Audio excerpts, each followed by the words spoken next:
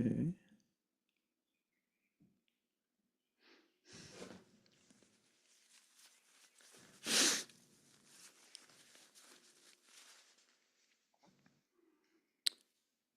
During the class, some of the children were making sounds. I didn't say noises. Did you notice that? That's normally what we would say, right? They're making noise. They're making sounds, and Alachua Prabhu assumed they were disturbing Srila Prabhupada.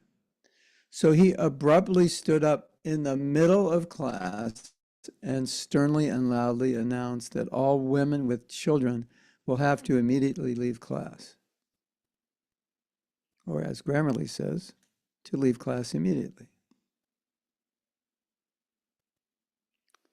Would have to leave class. I'll read that again, the corrected. So he abruptly stood up in the middle of class and sternly and loudly announced that all women with children would have to leave class immediately. He was, I'm going to write in, he was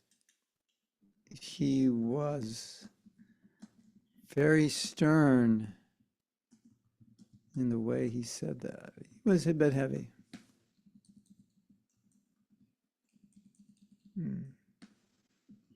Perhaps a little bit too heavy.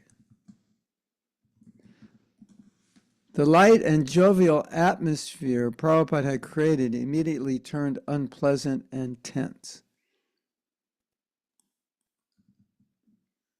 Stay tuned next week to find out what happened. Srila Prabhupada would have nothing to do with this. He smilingly said that no one has to leave because in this temple room are only offenseless living entities, children, women, the elderly, and saintly persons. That was the verse that we read. I'll go back to the beginning. The verse described that women, children, elderly, cows, and saintly persons are all offenseless. Of course, we didn't have any cows in there, but we had everybody else. I have these shoes, they're barefoot shoes, and everywhere I go with them, I don't feel like I'm wearing shoes, so I end up walking. I just took them off. I walk in my office and I don't take them off because I don't realize I'm wearing shoes. They're dangerous. Watch out. So Prabhupada smilingly said that no one has to leave because in this temple room are only offenseless living entities.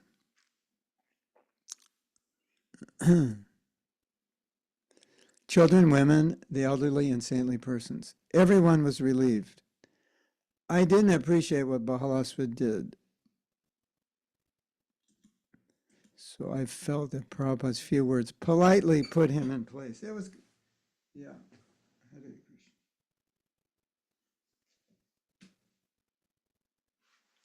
It was a bit embarrassing. I imagine it was embarrassing for Bahalasva because he was so,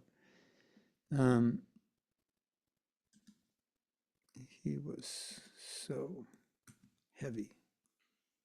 So I'm going to write my commentary here.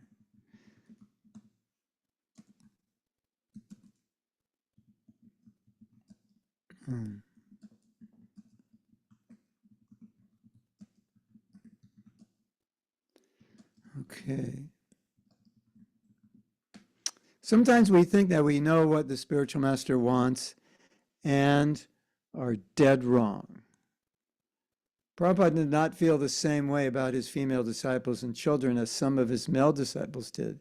In fact, one of Prabhupada's anxieties was that in his absence, his male disciples would not properly protect the women. Did you know that? That Prabhupada said that? Did you know that? Yeah. Prabhupada said that. Because one time the devotees were in Vrindavan and Parikrama, and they had some program and the bus broke down, the women's bus. And if the men were men, they would have got off, they would have given the women their bus and they would have stayed with the broken down bus. Right? Rights too. Is that what a man would do? Yeah. But they didn't, because they were all like 20-year-old brahmacharis, who thought women were Maya. So why bother with them? And Prabhupada was waiting up for the bus. I think the bus came back at like 12:30. He was worried about it, so he was waiting. So, and then he said, yeah, after I leave, I'm concerned that whether or not the women will be taken care of. Yeah. Anyway, if Stu were on that bus, he would have told him what to do. Of course, if Stu were on that bus at that time, he'd be like 18 years old, so maybe he wouldn't have known yet. And he would have already been deprogrammed by the brahmachari leader, so he would have like, forget those women, they're Maya. You are so fortunate that you don't have to undergo those things. Yeah, it wasn't, I'm exaggerating, it wasn't that bad, but sometimes men could have done better. He said this in India after a program when the women's bus broke down and they had to wait 2 hours for it to be repaired. The men did not offer the women their bus or take any interest in how the women would return safely to the temple. This deeply concerned Prabhupada, who personally inquired from the local police if the women were okay and waited up for them until they returned around midnight. Wow. You can all say, wow, Jai Prabhupada. Mm-hmm. So, it's interesting how we might not understand the mood and desire of our spiritual master. When, I think sometimes, when kids were making noise, Prabhupada would note that. And that's why Bahalasa did that. Like sometimes, Prabhupada might say that they should be taken out. They're disturbing the class. But that wasn't Prabhupada's mood at that time, So it was like a different mood. I'm going to write that down. So, isn't that interesting?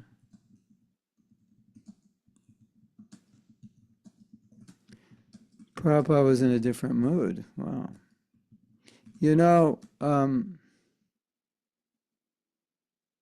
Sometimes Prabhupada would say something, we would laugh.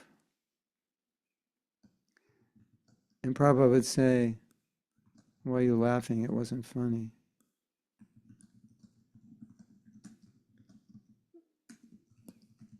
So it was kind of like, the mood was like, don't laugh unless he laughs.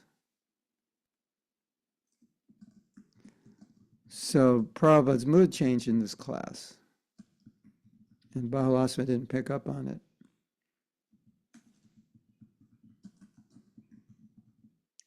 And so Prabhupada was like, he was just in this really good mood. It might have been after Rath Yatra, and maybe he was just like ecstatic because of Rath Yatra. And he was just in a really good mood. And it was like, the verse was how children are not offensive, elderly, Brahmins, women, they're all meant to be protected. So it was like a perfect time to say that, wasn't it? And maybe Bahalasva should have been more sensitive because that's what the verse was about.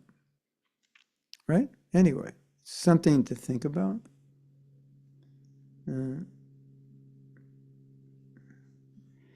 So we have a question. Did Prabhupada get upset with the brahmacharis? I don't know. Sometimes what we've seen is that some things would be upsetting to Prabhupada, but he wouldn't say anything because he kind of felt like we're hopeless. It's not going to make any difference. We can't understand. It's like, why bother? Just a bunch of little 20-year-old boys who don't know what they're doing. Um, so it was like that sometimes with Prabhupada. He might say something to his servant, but he wouldn't publicly say it because he could see that, it wasn't just like you say something, it was like the whole way they were raised and the culture, it's just like this is who they are and this is why they do those things. It's not going to change overnight.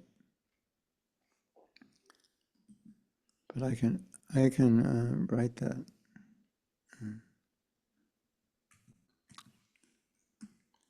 It's a good question.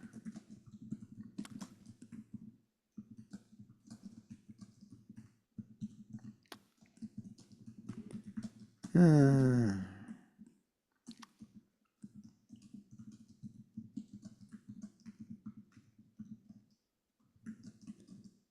like, what are you going to say?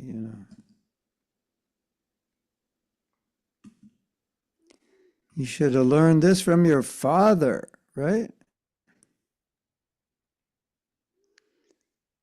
When you get out of the car, if the man doesn't open the door for you, don't marry him. Throw him in the dustbin. He's useless. Hare Krishna. That means I'm useless because I didn't do that. I don't think I did that, but I do it now. Well, I don't do it with cars, but with other doors. Okay. Anything else? Comment, question? They have a similar similar quote on the plaque in New Vrindavan. What's the quote? What quote, Julianatra? What's the quote? Similar quote to protect women. Oh, nice. So, when you hear this, like protect women, it might sound like, oh, we're treating women like children. No, it's not just women, it's Brahmins, it's elderly, saintly persons. That's the way society ran. Cows, These are valuable members of society who need help. Protection of women, like, you have children, you have to take care of your children. If you don't have a husband who's providing, it's really difficult, right? And plus, men will often try to exploit women. So if you say, I sometimes joke, and you say, what did Prabhupada mean? What was he wanting to protect us from? And I say, car salesmen and car mechanics. Because usually it's men who know about cars, not women. So you go in for, the car mechanic will say, you need this and that and this and falling off and you got to repair this and that. And it's only $1,200. And the man will say, oh, or I'll check it myself and find out that 99% of what they said doesn't need replacing. And I think statistically speaking, if you go to buy a car, they'll charge more if you're a woman. Prices change. Yeah. Hare Krishna. What to speak of the men who say they love you, but they don't. That's where Prabhupada says the father protects the woman because protects her from men who could exploit her and that she's not aware of. Because when a guy says, I love you, then you think, oh, I guess he loves me. But he may have another idea in the back of his mind. Like a father, he can understand that. This guy is a bum, kick him out. Never want to see your face again. Of course, it doesn't work that way so much in our present culture, where the father checks him out. It's usually like, hey dad, we're getting married. Oh, okay. Like that. But in ancient times it was a little different. So the woman got help. And yes. Okay. Anything else on that?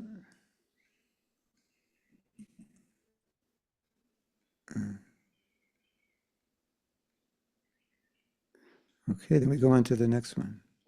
This is 1975 morning walk. This is everything I'm reading is random. It's just as I remembered it, I wrote it down. And then we're going to fit it into the book somewhere else. In 1975, Dr. Stilson Judah, a well-wisher and supporter of ISKCON, joined us for a morning walk. Dr. Judah was on the faculty of the Graduate Theological Union in Berkeley, California, where for many years he was professor of the history of religions and professor of the history of religions and director of the library. To facilitate discussion, Bahulasva would quote the Bible and elicit responses from Srila Prabhupada. On this walk, he made various points, but one stands out in my mind. Bahulasva pointed out to Srila Prabhupada that in the Bible, it says that no man has seen God. Prabhupada instantly shot back, no fool has seen God. I am not a fool like you. I have seen God. Hare Krishna. One man asked Prabhupada, have you seen God? And Prabhupada said, what do you think? And I said, I don't know, I'm asking. And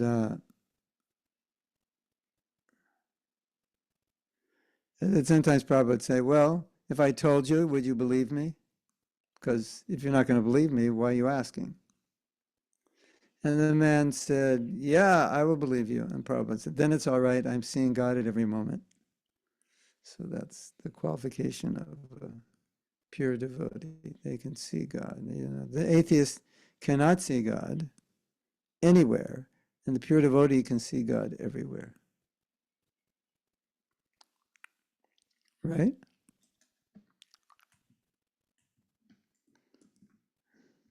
I think Bhaktisiddhanta said that. The theist sees God everywhere, and the atheist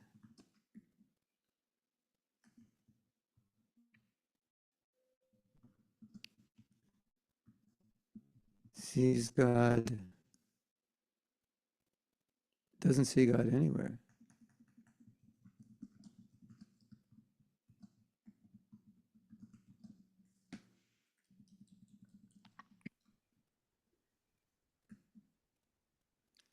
Okay.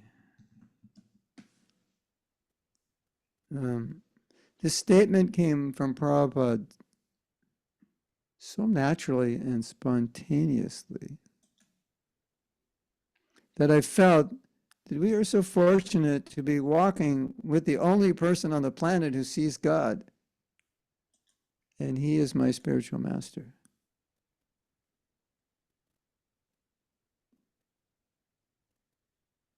That's pretty cool, right? Can you get the vibe? I felt so proud to be his disciple and so empowered to have him as my guru. You know, can you imagine you're there with Prabhupada and you're walking on the beach and he says, yes, I'm seeing God at every moment. It's like, wow, Hare Krishna. I don't know if you can imagine that. Can you imagine that? Or can you try to imagine that? What it's like, you know? Prabhupada often said to us that if you continue to practice Krishna consciousness, you will be able to see God face to face, just as you are seeing me now. To me, it sounded like a promise as much as a statement of fact. He frequently talked about how we could someday see Krishna.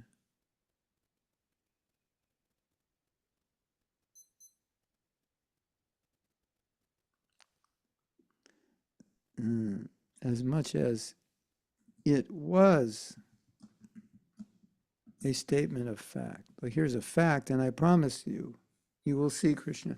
He frequently talked about how we could someday see Krishna. He once asked his disciple, Mula Prakriti if she can see Krishna. She said, no, Prabhupada. She said, no, and Prabhupada said, I want to show him to you.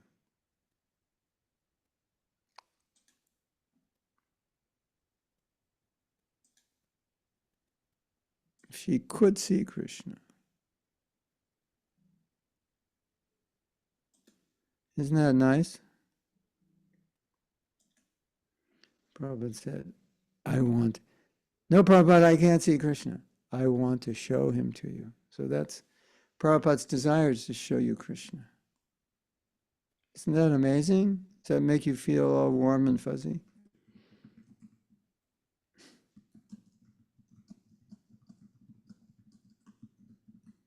Hare Krishna.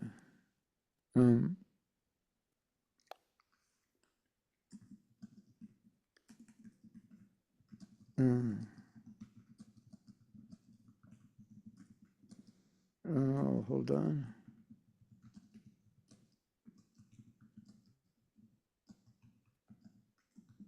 You know, it's kind of, people say, what was it like to be with Prabhupada? And it was like an awareness that Prabhupada was not like everyone else, that he was seeing Krishna, that he was seeing us as spirit soul, that he wasn't seeing the way we see. You know, that was like a constant awareness. That was why it was so special to be with him, because you knew you were not with an ordinary person.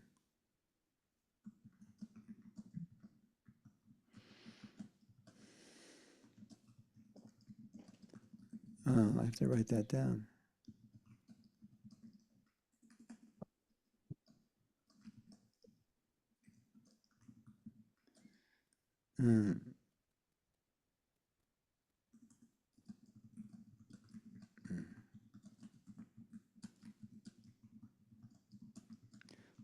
Okay. I just have to write all this. Okay, Fabiana the lawyer is, what do you call that? Cross-examining me. Is that it?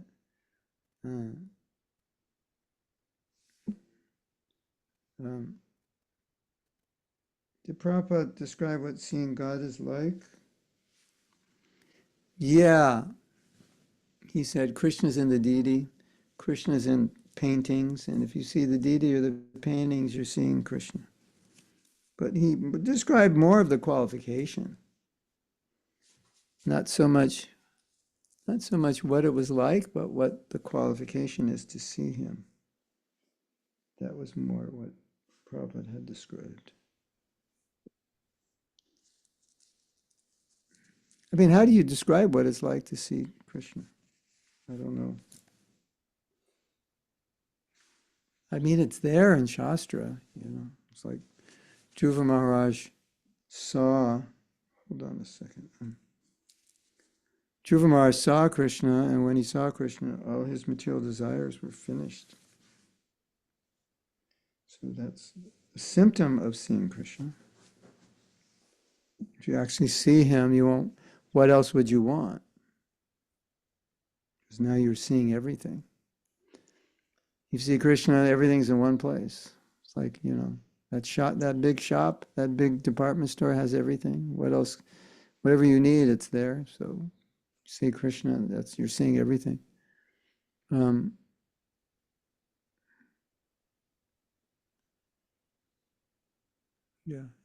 What it's like to see Krishna is described by Dhruva in that story.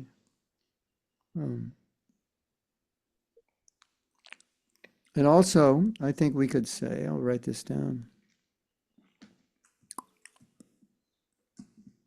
I'm going to write your question down. What is it like to see Krishna? We can understand by seeing Prabhupada, especially his face. That is the face of someone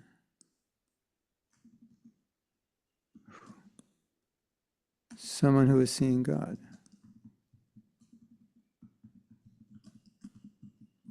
That might be the closest you're going to get, Fabiana, to seeing God at this point in your life, is to seeing the face of the person who's seeing God. I mean, did you ever feel like that when you saw Prabhupada's face? That it was kind of like, wow, this is like, it's almost like seeing Krishna.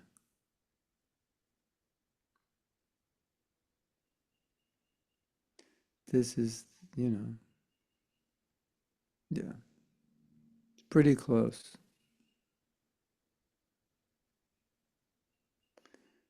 Hare Krishna. Hmm. Fabiana says, I heard devotees say that Prabhupada said things like, whoever says no one ever saw God is a liar.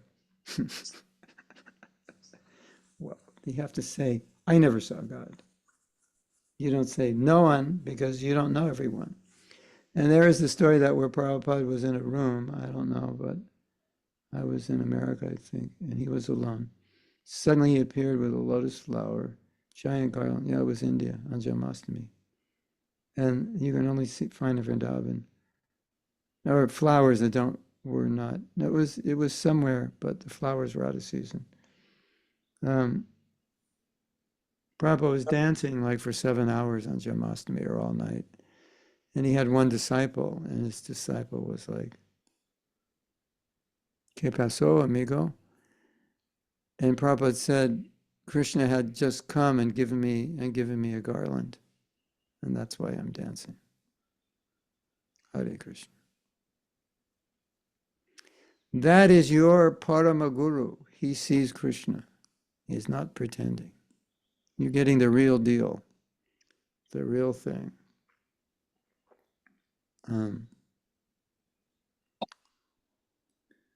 You you can't say no one has ever seen God. I think some scripture says that, doesn't it say that in the Bible? Yeah. No one has seen God. Yeah. That no one means no ordinary person.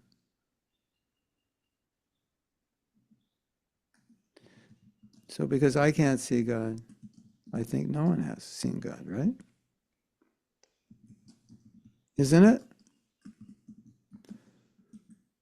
No one has seen God. How do you know? Well, I know because none of my friends have seen him, and I haven't seen him, so I know. Yeah, as Prabhupada said. Yeah, now you've admitted you're a fool. No fool has seen God. When you stop being a fool, you can see him. Hare Krishna. Right?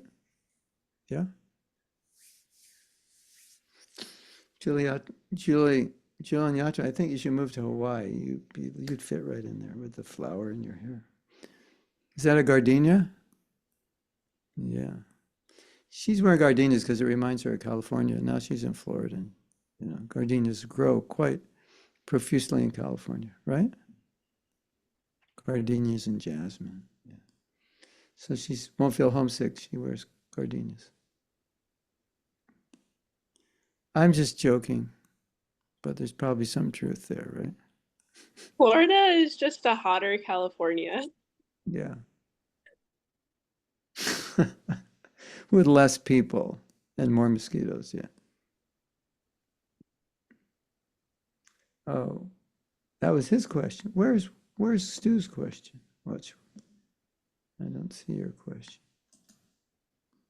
Maybe I missed it. I've been cross-examined by Stu. Where's the question?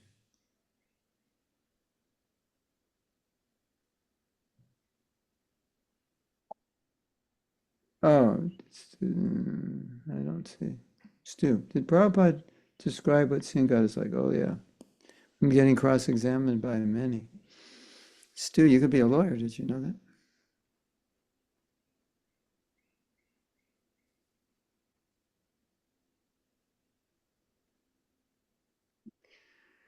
So, Dhruvamar said, Swamin katartos mi varam nayache. We had discussed this in another class. Krishna said, what do you want? I'm here to give you whatever you want. Wow, could you imagine? Krishna came to your house today and said, I'm here to give you whatever I want. And you're like, Sony just came out with a new pair of noise canceling headphones. What about that? I got my eye on that. They're kind of expensive. Could you give me that? Also, my car is kind of dumpy. I was looking at a new Tesla. What about the truck? Could you give me that one? If Krishna came and you think about all the things you don't have that you'd want, you think about, I mean, it's like, it's a long list, isn't it? Don't you think? But Dhruva Maharaj said, when Krishna said, what do you want? I'm here to give you, you wanted a kingdom greater than your father. I'm here to deliver it, take delivery on it. Here are the keys to the kingdom. And Dhruva said, now that I see you, I'm completely satisfied. So that's what it's like to see God. You will be satisfied. And we can say, what we can say is something interesting. If I'm not satisfied, it's because I'm not seeing Krishna. Right? Do you ever think like that? Like, why do I have all these desires? I have Krishna.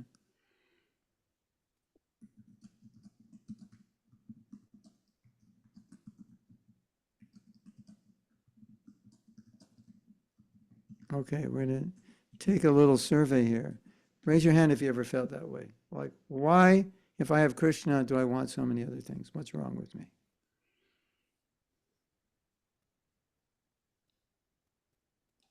One, two, three, four, almost. Some of you, yeah. Well, something's wrong with the ones who didn't raise their hand, because you should be thinking like that. Like, what is wrong with me? I have Krishna, and I'm thinking about the new Tesla, the new Sony headphones, the $180,000 pair of running shoes. And what's wrong with me? I have Krishna. Why am I not satisfied? You should be thinking like that. And if you're not, something is terribly wrong with you. I don't know what we're going to do with you. Hare Krishna. Yeah. You have Krishna in the holy name. You have Krishna in the Srimad Bhagavatam. You know the story I told before. I don't know if any of you have heard it. Another question. Yeah, we can tell the story in the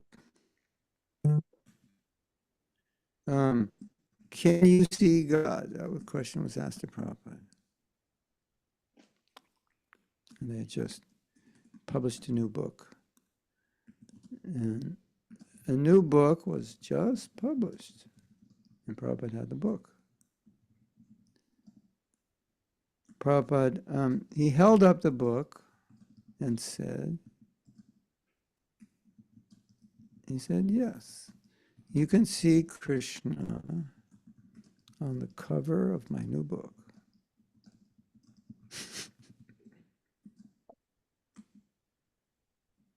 What do you think of that?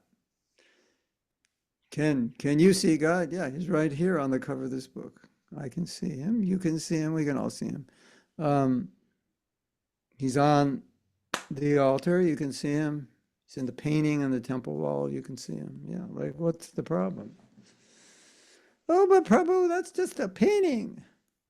And Prabhupada said, there's no difference. When you become purified, there will be no difference. You will see there's no difference. Until then, yeah, you don't see it as Krishna, you think it's a painting of Krishna.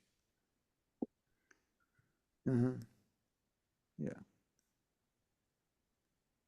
You have Krishna, Esther. You have fully in his holy name. Nam namakari bahudani jasarva shaktis. Krishna's Mahaprabhu said, all your potencies are in your name. You have Krishna in his name fully. It's right there. It's all yours. 100%. Nothing missing, nothing lacking. And Esther says, but it's not the same as seeing him, like being with him. And Prabhupada says, no, it is. It's the same. You just don't realize it. But it is the same. Which brings up the question or the thought, and I will throw this thought out to all of you. If I don't realize Krishna is present in his name, on the altar, in the deity, in the Bhagavatam, etc., in his pictures, would I realize he's present if he showed up? Because if he's not different than all these forms that he shows up in, and I don't realize it, why would it be any different when he shows up? Krishna shows up and you're like, who are you trying to fool dressed up like Krishna? What's wrong with you? Taking LSD or are you crazy? You know, that's what we would think. We wouldn't see it. Get out of my house. You're crazy. You're Sahajiya. I don't want to see you. Yeah. It could be like that, right? We wouldn't realize it's Krishna. Is that possible? Maybe. Now, we all think, no, if Krishna came to my house, I would know it's him and I would surrender. Yeah, okay, well, is he on your altar? Yeah, do you know it's him? Are you surrendered? Like, what's the difference? Prabhupada said there's no difference. So, Hare Krishna. Yeah. Anyway, that's something to think about.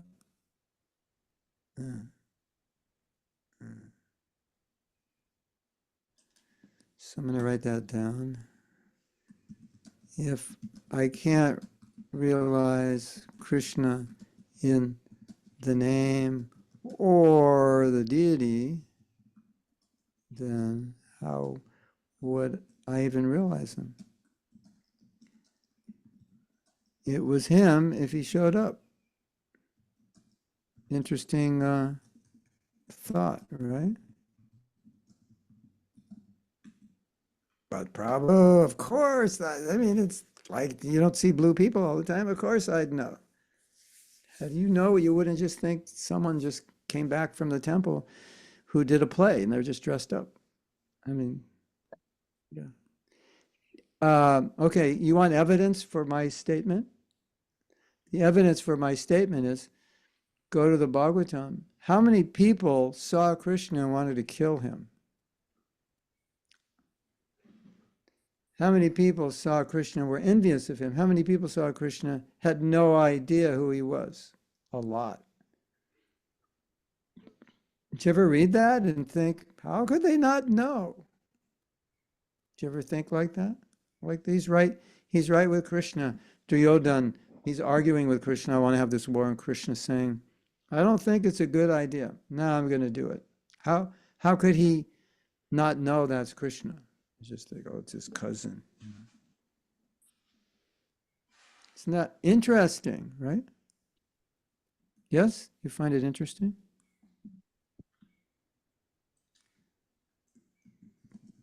Yeah. So many people saw Krishna and did not realize it was him. And do you know that whoever was killed on the Battle of Kurukshetra, who realized that Krishna was God, they went back to Godhead, and if they didn't realize he was God, they didn't go back to Godhead. Did you know that? Because so many died on the Battle of Kurukshetra seeing Krishna.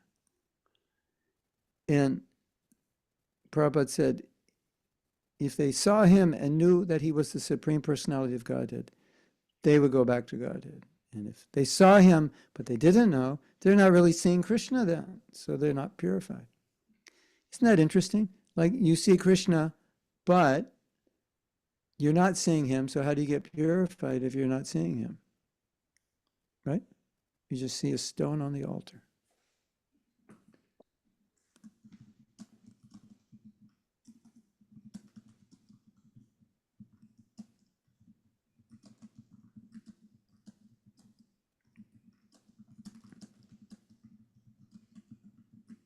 So that's the conclusion we can make from these stories in Bhagavatam, that people were seeing him, but they didn't know he was Krishna, so there was like no benefit.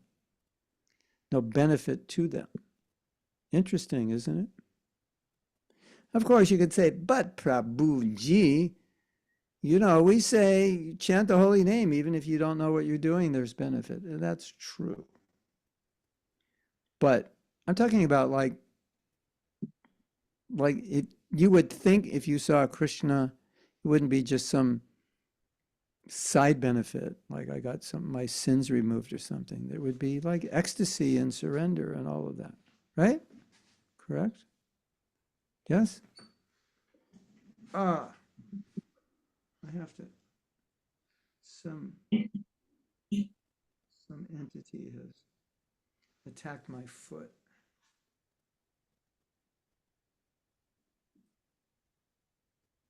There's many entities here in Florida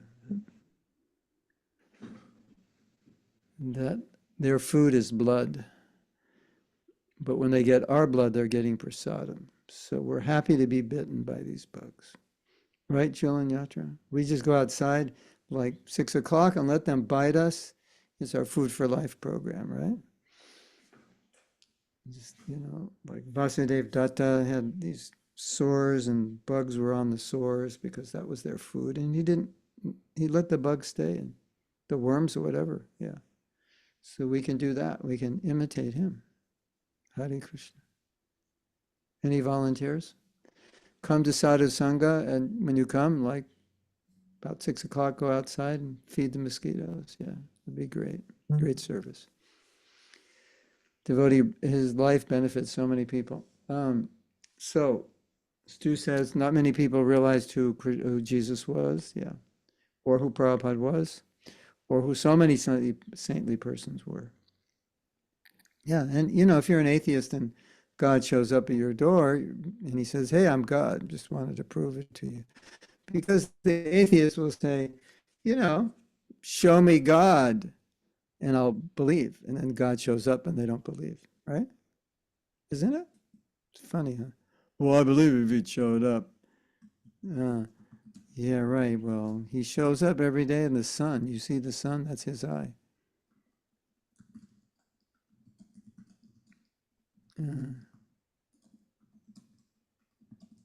So that's not a good argument. And so if anyone ever tells you if God would reveal himself to me, then I'd believe him, just say you wouldn't believe even if he did, because you wouldn't, because you don't believe in him. So you wouldn't see that he's God. You wouldn't be able to understand. You would just think he's another person. I don't know if they can understand that, but that's the truth. Interesting, isn't it?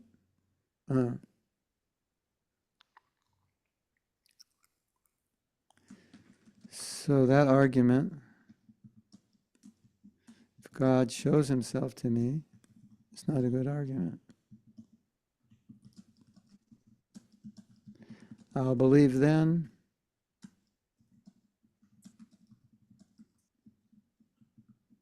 I mean, maybe somebody might happen, but for many people, they would not believe because their life's dedicated to proving God doesn't exist. So even if he shows up, that would like rain on their parade. So like, how could they accept that? You imagine you dedicated your whole life to one truth and someone tries to prove you wrong. You've written 100 books on it. You've done 2 PhDs on it. What are you going to do? You're going to fight. So you've dedicated your life to proving God doesn't exist. And God goes, ha, ha, ha, here I am. You're like, that's not you. You don't exist. You're an imposter. So Abdullah says, reminds me also what you said, how those who don't have piety couldn't recognize Prabhupada's grace or transcendence. But those, even if non-devotees, could greatly appreciate him once seeing him come from an airport or walk because they had sufficient piety. Yeah, it requires something, some purity, some piety, something. Otherwise, yeah. It requires some purity. Like sometimes people do some service, like they take a book, or they give a donation, or they'll come to the temple, they'll take prasadam, or they'll just volunteer to do something. Those are the kinds of things that purify you so that you can understand Krishna. And Prabhupada said, even appreciating is service. So if you see a devotee, or you see a Harinam party, or you see Prabhupada's books, and you say, this is nice, I appreciate this. Now you're in a position to be able to see Krishna and appreciate it. But if you don't, then, you hear, like Krishna says in the Gita, demoniac people, when they hear the holy name, it disturbs them. So you might have heard a kirtan party, whenever, 5, 10, 20, 30 years ago, and just say, oh, it was so enchanting, I loved it. And your friends, like, get out of here, this is horrible, I hate it. That was my experience. I heard the Harinam party and I'm like, let's check this out. And my friends, let's get out of here, this is weird. I go, no, I'm not going. So we stayed there, we watched. I think I was 17 or something. So, yeah, although some devotees ran away from Harinam parties also before they were mature, but often people see it and go, oh, it's so beautiful. Stu says, we would know we'd seen him if he only is seen with spiritual eyes. So when I'm in tamas or rajas, how would I remember if I even saw him? So it's basically like, what is your experience of the holy name? What is your experience of reading Bhagavatam? What is your experience of seeing the deity? That experience, is it an experience of seeing God, or is it an experience of boredom, of seeing marble? It's just another book? Is it just another song? So it's not another song, it's not just a statue, it's not just another story. Then you're seeing Krishna to some degree. You might say, I'm not really seeing Krishna. Well, you are to some degree. Maybe not completely. Have you ever read Krishna book, and after you read it, you thought, I feel really blissful. These are like kid stories. And I read tons of kid stories when I was a kid, and I didn't feel like this. You ever think like that? Like, something about this story, I don't know. They put some LSD in it or something, What did they spike this story with? Because I don't feel, I'm just like, some coward boys playing, and, some demon comes and they kill him, and everybody laughs and has a good time. And all of a sudden, I've just transcended all, a million lifetimes of desire by reading that one story. Yeah, that means you're realizing Krishna a little bit in that story. Does that make sense to you? Yeah, good. If it doesn't make sense to you, I feel sorry for you. Because that's as simple as I can make it. Hare Krishna. Okay.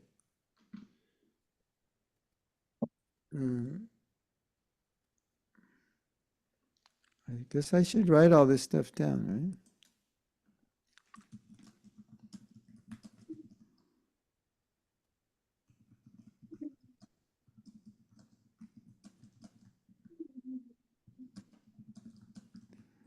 Krishna. Okay.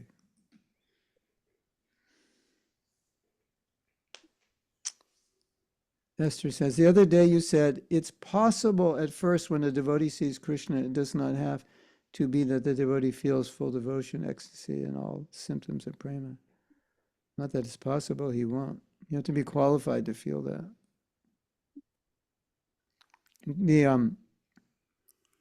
The pain for a devotee is that we see Krishna and like, okay. But have you ever experienced, like, when your devotion is high, the deities look more beautiful? Have you noticed that? Yeah. Raise your hand if you noticed that.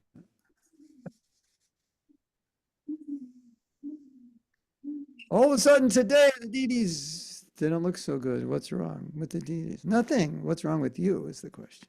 Today, they look beautiful. What? It's the Pujari did something. No, you're like distributed 10,000 books yesterday. Now you can see the beauty of the deity. That's how it works. So it's not a beauty that's just necessarily objective, right?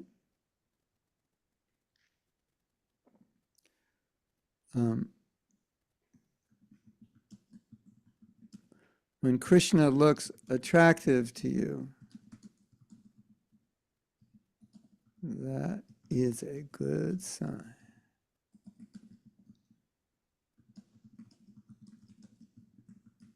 So, if you want to become attracted to Krishna, do something. Do some service, do some austerity, make some sacrifice. And then you'll look at Krishna and you'll think, wow, he's more beautiful than he was yesterday. Isn't that interesting? Yes?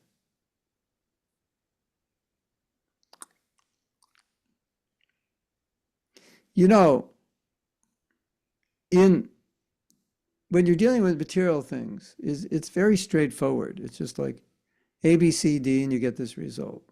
But in bhakti, it's not like that. You can do A, B, C, D, but if you have the wrong consciousness, you don't get the result. And a lot of people, I think, get frustrated in bhakti because they're successful people and they think, well, I'm going to come to bhakti and I'm going to be successful. I'll do A, B, C, D. And they do it and they think, how come it's not working? Because it's not just A, B, C, D. It's like, I'm going to get that woman. How are you going to get her? I'm going to take her out a date. I'm going to take her shopping. I'm going to buy her whatever she wants. I'll take her on a vacation, do this, and then she'll fall in love with me. Yeah, maybe. But it's not going to work. She has to actually like you. So it's not, it's not formulaic.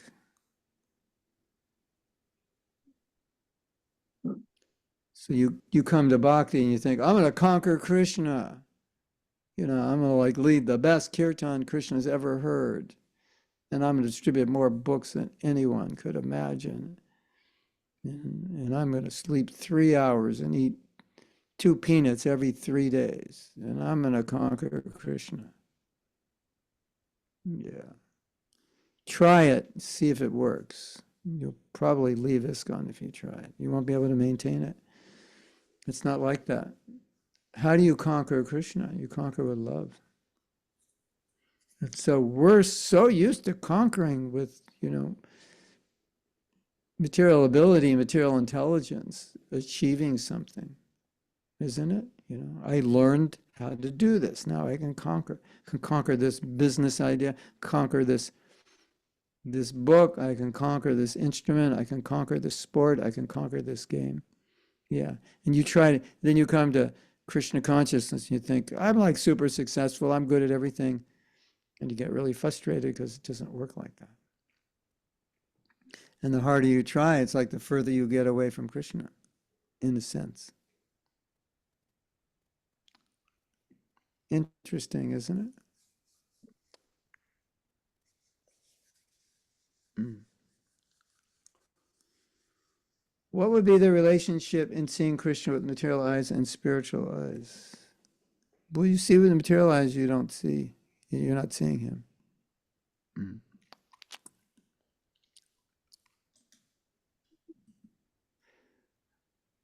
You can't see Krishna with material eyes. You can't chant the holy name with a material tongue. You know that verse? Nam, Namadi.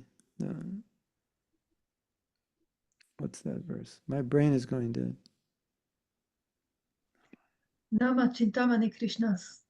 No, another one. No, it's from Nectar of Instruction, famous verse. Namadi. What's the verse? Chaitanya, my brain is dead. But anyway, Graham Indriya. Tasvi Krishna Namadi, no, Bhave Graham Indriya. Yeah. So, Graham Indriya means material senses. Tasvi Krishna Namadi, the name of Krishna, Adi, etc.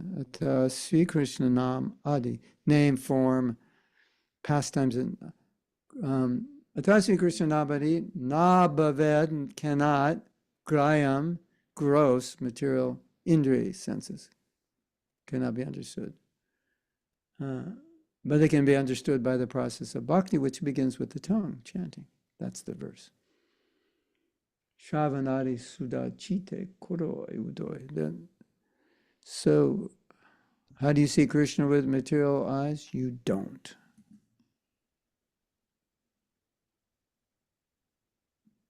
Mm.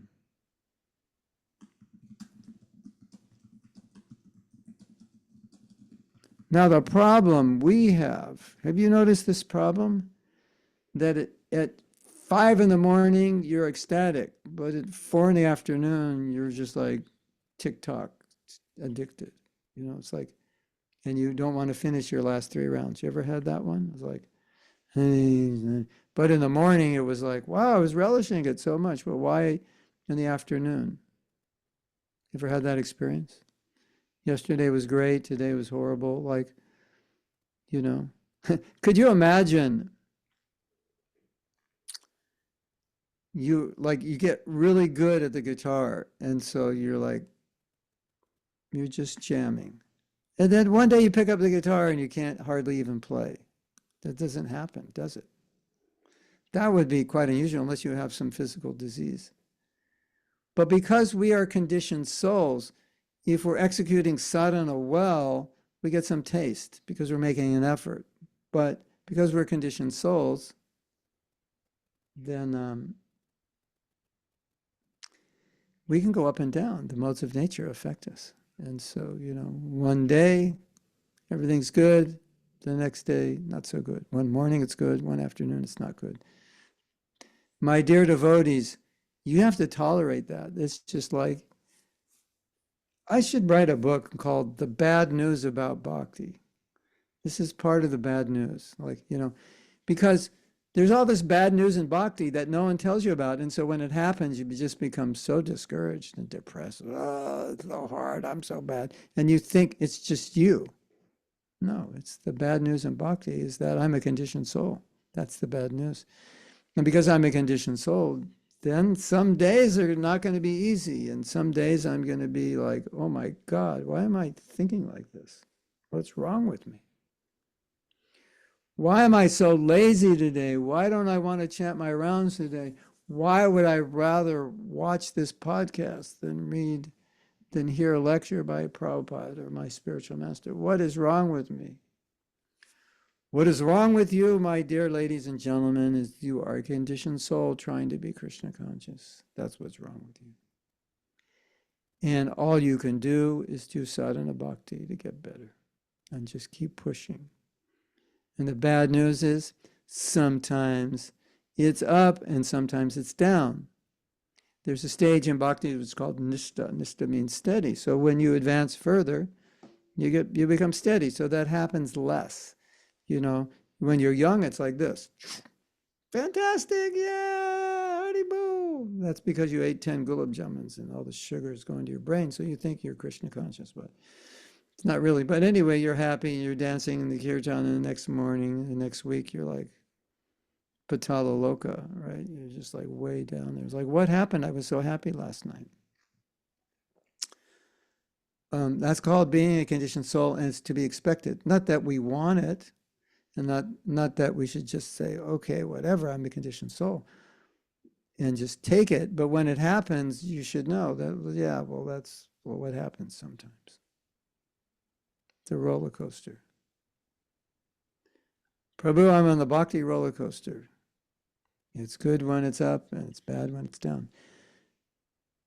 And then as you advance, you come to anartha nivritti. So anartha nivritti means all these things that are causing you to be unsteady, they start going away. And when all these things that are causing you to be a roller coaster, if they're not there, then you're steady. That's called nistha. So it's just a matter of time. Don't go anywhere. Stay in the process, and you'll get there. Guaranteed, or your money back. Guaranteed, or we'll give you your rounds back. Here, take your rounds back. Give me my rounds back. It didn't work. It works. It works even when you think it doesn't work. And like I was often said, you have to stick around long enough to see how much it works. It's like you're washing a pot. You give up halfway through because it's burnt. The rice is burnt on the pot. Don't give up. You'll finish, but you have to at least 15 minutes or something throw in that pot. If it's badly burnt, but it'll get off. So just keep scrubbing. It'll happen. And just tolerate yourself and be patient with yourself while you're on the roller coaster, because it's not going to remain forever. And I think one of the most important things to realize about the roller coaster is that we've been roller coastering a long time, so it's just normal for us. Have you ever tried to learn a new habit? and your teacher is showing you, do it like this, do it like this, and then, well, I have to show you. Do it like this, not like this, like this. And you're like looking at him, and he's showing you, and he goes, try it, and you go, and you start doing that, right? Because that's your habit. It's just the way you've always done it. So conditioned soul means it's the way I've always done it. So it's not just going to chant 16 rounds the next day, it's all gone. It's a process. There's a lot of burnt rice in the pot. A lot of cleaning is necessary. So if you understand that, then you don't get so discouraged when it happens, because it's like, yeah, it's a dirty pot. The rice is burnt really. You ever burn rice before and try to clean the pot? The pot is black. And you have to get a steel, metal scrubber. I don't know, steel, metal. And scrub, and soak it in hot water and baking soda and scrub. And that's, we're scrubbing. There's a lot of conditioning. So don't get discouraged. Keep trying. And one day you'll get there. And sometimes in that process of trying to get there, Krishna will show you something. He'll give you some realization or some experience. And you're like, thank you, Krishna.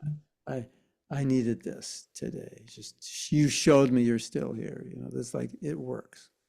Preview of coming attractions, we call it. You get some little drop of realization that was meant for 20 years from now, and you get it today, or some taste. You're chanting a holy name, and you're a new devotee, and it's like, you're getting taste like you'll get when you're after 50 years of chanting. So Krishna's just showing you, yeah, that's what's coming. Don't give up. And yes, have you got those? Any of you have got those preview of coming attractions? Yeah, that's Krishna's gift. He's saying, you don't deserve this, but I'm going to give it to you just to encourage you. So, okay, good. Why not? Krishna says, why not? I like you. We'll give you some mercy. Okay.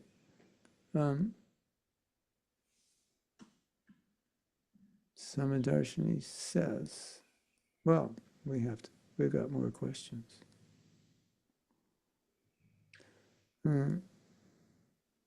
Prabhupada Karuna says, Prabhupada was once asked by a devotee, why do we fall into Maya? Prabhupada said, we don't fall into Maya, we're always in Maya. How can we understand Krishna in this capacity? Because a devotee doesn't think I fall into Maya. Devotee thinks, I'm always in Maya. The story is, Prabhupada said, you don't fall into Maya, you're always in Maya, and sometimes you fall into Krishna. So it's a reality that, Prabhupada said, as conditioned souls, we're like basically non-devotees. That's like, fundamentally, we're non-devotees. So what happens if you have no sadhana? Then your fundamental non-devotee position starts to dominate, right? The envy and the jealousy and the lust and the greed and all that. Give me more, and I don't like you because you have more. And, I want 3 wives and all that. It's just, whatever our conditioning is, how bad it is or good it is. Sometimes we have good conditioning. It's material piety, and then that will take over. That's what it means. Like, we're in Maya, and by sadhana, we can fall into Krishna. By sangha, we can fall into Krishna. By hearing, we can fall into Krishna. So our job is keep falling into Krishna. But if you stop falling into Krishna, our constitutional position is like, we're in Maya. But that's how a devotee, especially a pure devotee, that's how they feel. They feel like, yeah, I'm not a devotee. I'm always in Maya. I mean, think about it. If I can't see Krishna, that means I'm in Maya, right? If I can stop chanting, and, go on Instagram, that means, what does it mean? I don't love Krishna, because if I love Krishna, I couldn't stop chanting, right? So, I don't want to discourage everyone and say, Prabhus, Matajis, you're all in Maya. But Prabhupada was just trying to, balance the devotee a little bit. Like, fall in Maya, are you kidding me? You fall into Krishna on a good day, but Maya is your constitutional position as a conditioned soul. I mean, do you wake up in the morning having, realization you're not the body? Like wake up at 1:30. I'm not the body. Why get up at 1:30? I went to bed. I don't know when I went to bed last night, like 10 or something. And I woke up at 3:30, just woke up. And I was thinking, oh, we have to drive today to Rath Yatra. It's like 2-hour drive. And it's like, oh, I might fall asleep. Maybe I should stay in bed. That means I got up. It was good. I didn't stay in bed. But that thought was there because until we realize we're not the body, we have those kinds of thoughts. You ever get hungry and you have to eat?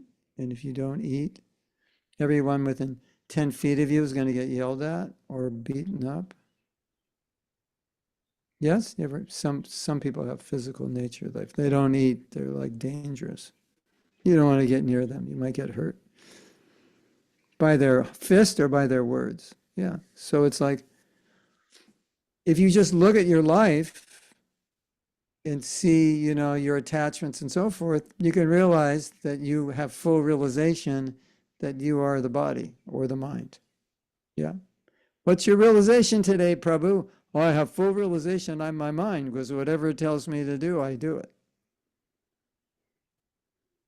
I have full realization I'm the body. How did you get that realization? I slept like 10 hours today. So that's what Prabhupada meant, Like if you were not in Maya, you'd sleep 2-3 hours at night, chant, all morning, not 16, at least 32, 48. Why not? Whatever, Sleep on a bed of nails, eat once a day like that. So that's what he meant. Raise your hand if you have full realization that you're the body. Do you think, Karuna, do you think you're an Indian woman? Like when you woke up this morning, did you have full realization that you're an Indian woman? I'm going to imagine you did.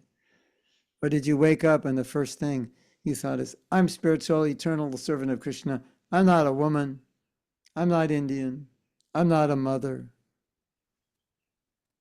You woke up and thinking, oh, my kids, they're crying, Their mother needs them, yeah. So this is this is just normal.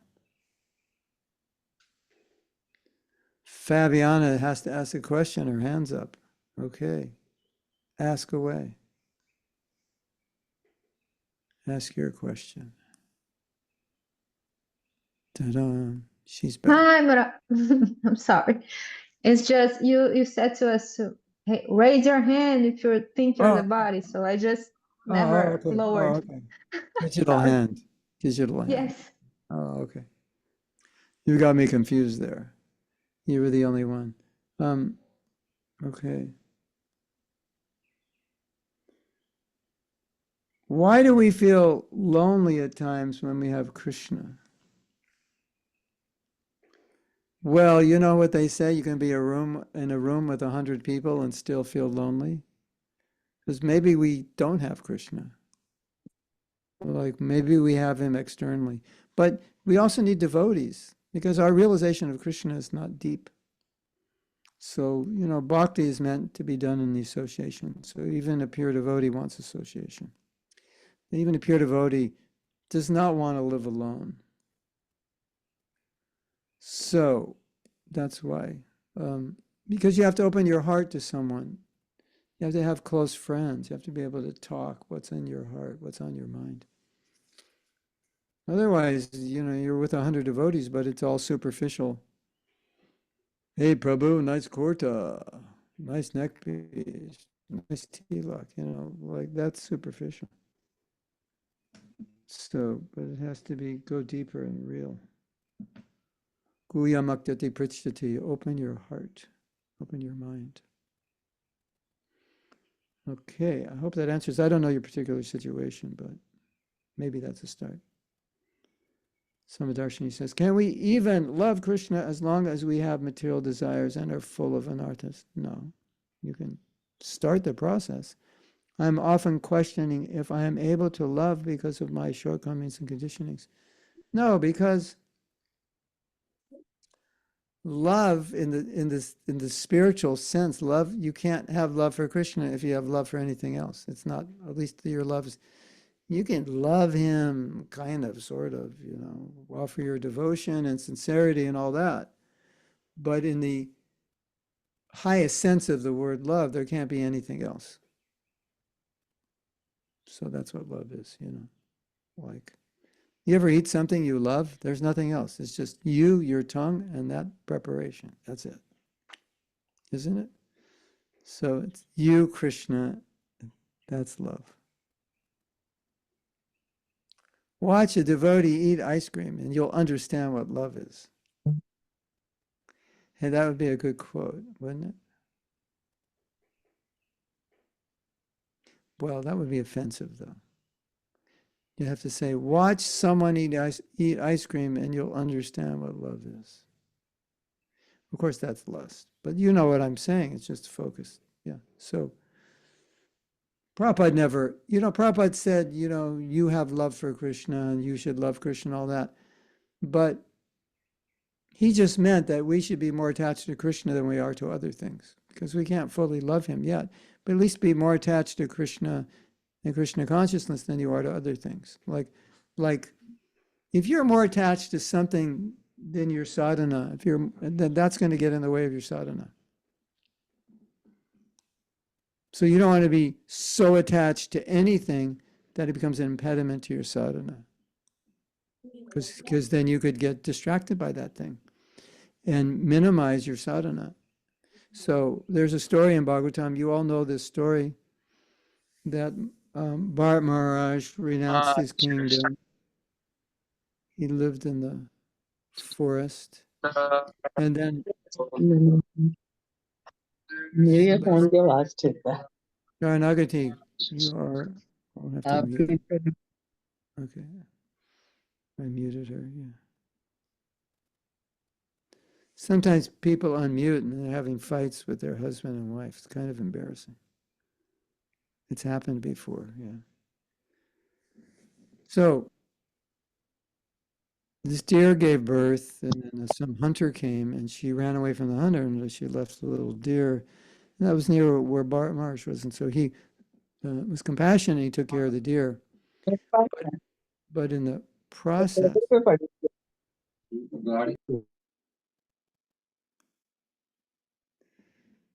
call your parents up.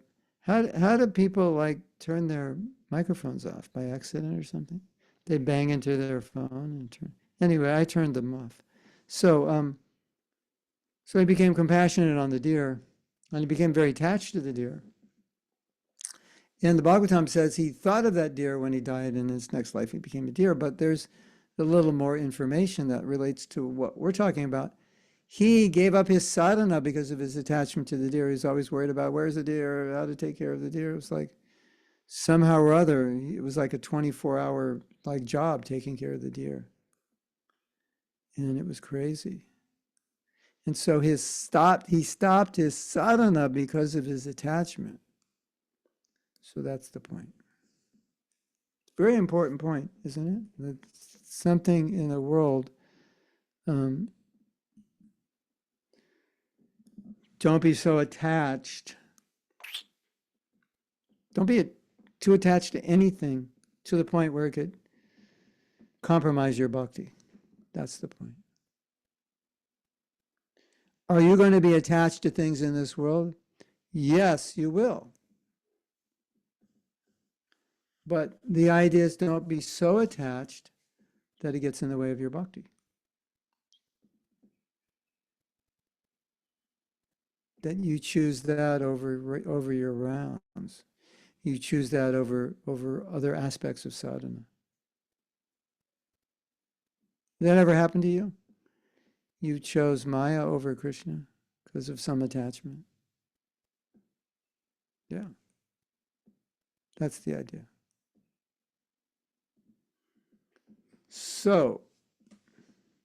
But still, Prabhupada used the word love and affection for Krishna, and love, but he meant, devotion. Whatever devotion you have, you give that. And if you, Samdarshini, if you minimize things in your life that get in the way of your relationship with Krishna, then we could say you love Krishna, because you love Krishna more than you love the other things.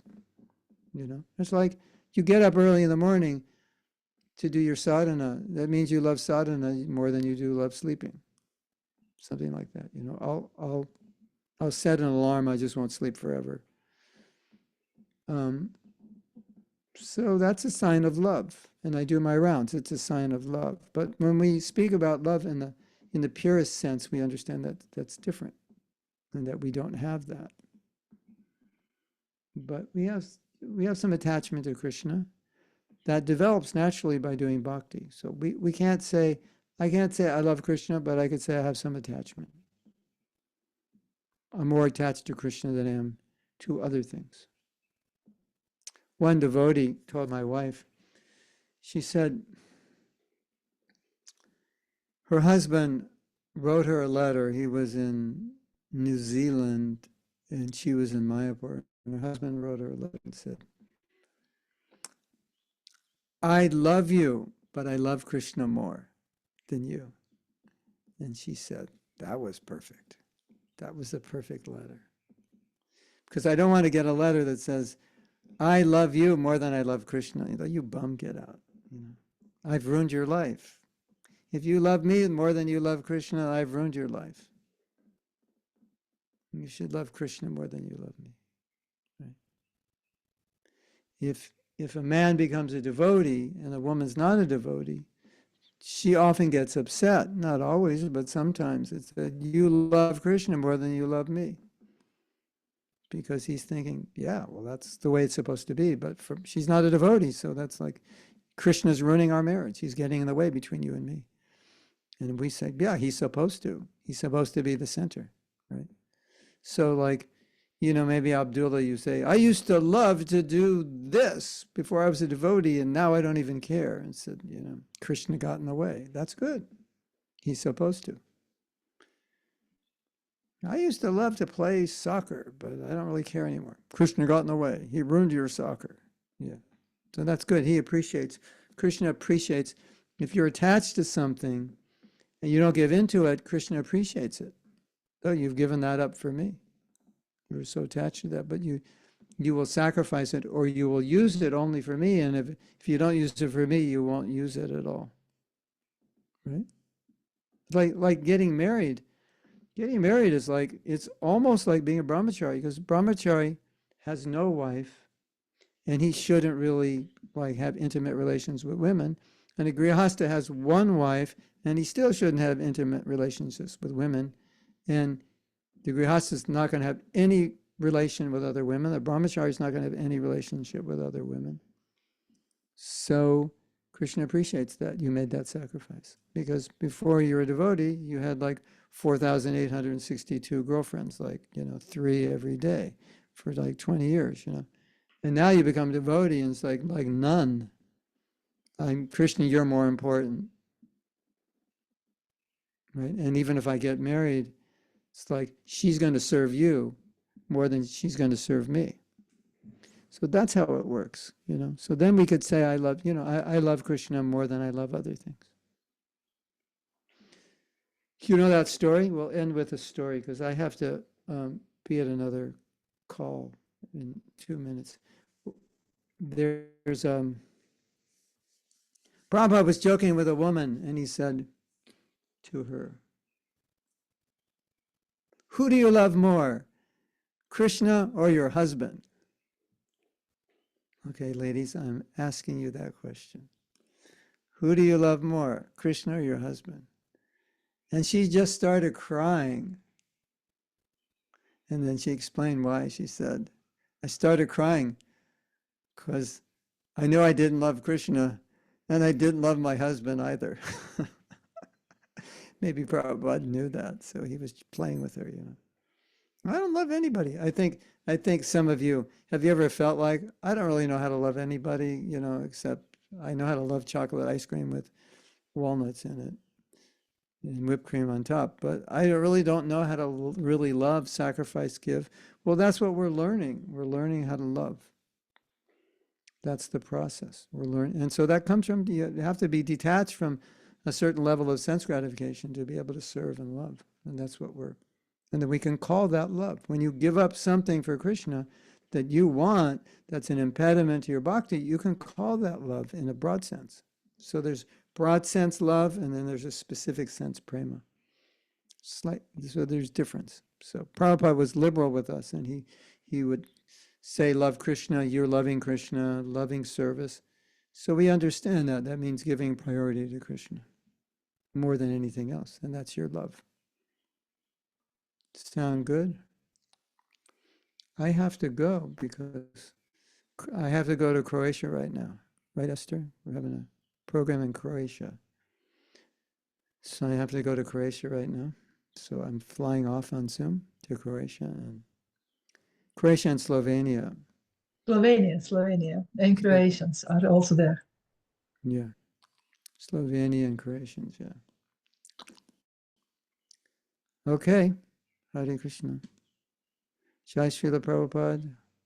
Gaur Premanandi. Hari Hari Bol.